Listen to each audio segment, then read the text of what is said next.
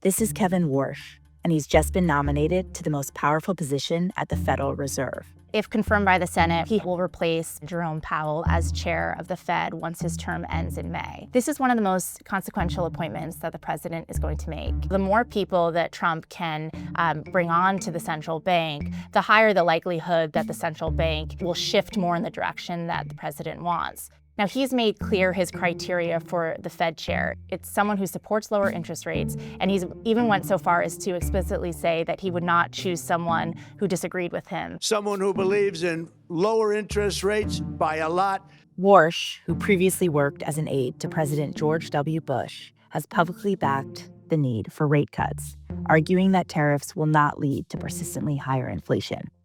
Worsh currently works with billionaire investor Stanley Druckenmiller and is also a senior fellow at Stanford University's Hoover Institution, has emerged as a staunch critic of the central bank. This isn't the first time you've heard me in the last decade say we need regime change at the Fed. The Fed's primary responsibility is to maximize the amount of employment in the economy and to keep inflation low and stable.